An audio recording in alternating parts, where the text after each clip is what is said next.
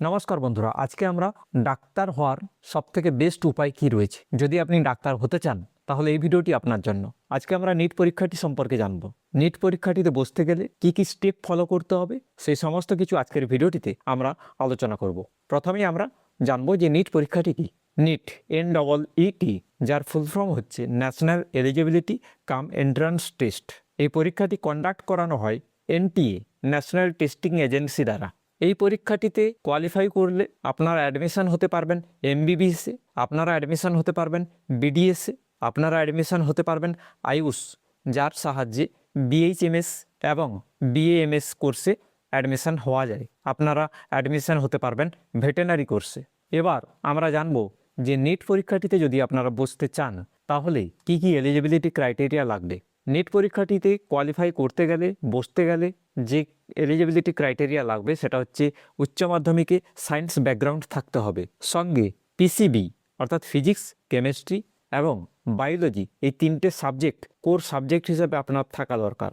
যদি আপনি general category থেকে বিলং করেন তাহলে মিনিমাম 50% মার্কস নিয়ে আপনাকে উচ্চ মাধ্যমিক পাস করে থাকতে হবে, এবং যদি আপনার কাস্ট থাকে তাহলে সেক্ষেত্রে একটা রিল্যাক্সেশন রয়েছে।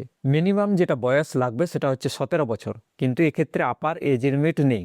নিট পরীক্ষাটিতে যদি আপনি বসতে চান 180টি কোশ্চেন থাকে। এই 180টি কোশ্চেন আপনাকে 3 ঘন্টা সময়ের মধ্যে কমপ্লিট করতে হবে, এবং এই 180টি কোশ্চেনের মান হচ্ছে 720 নাম্বার।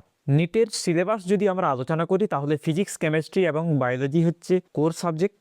বায়োলজির মধ্যে বোটানি, জুওলজি রয়েছে। এই তিনটি সাবজেক্টই NCERT বেসড।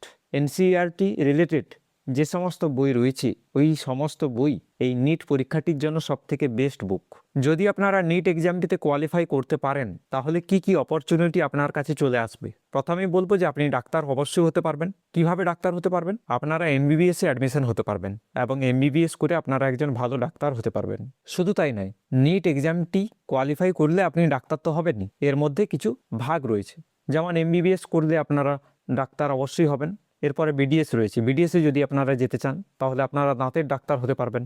শুধু তাই নয়, আয়ুর্বেদিক ডাক্তার হওয়া যায়, হোমিওপ্যাথিক ডাক্তার হওয়া যায় BHMS এবং BAMS করে। এরপরে ভেটেরিনারি ডাক্তারও আপনারা হতে পারবেন। ডাক্তার হওয়া কিন্তু সহজ কাজ নয়, আবার খুব একটা কঠিনও নয়। যদি কঠিন কাজ হতো তাহলে এত ডাক্তার আমরা কোথায় দেখতে পেতাম।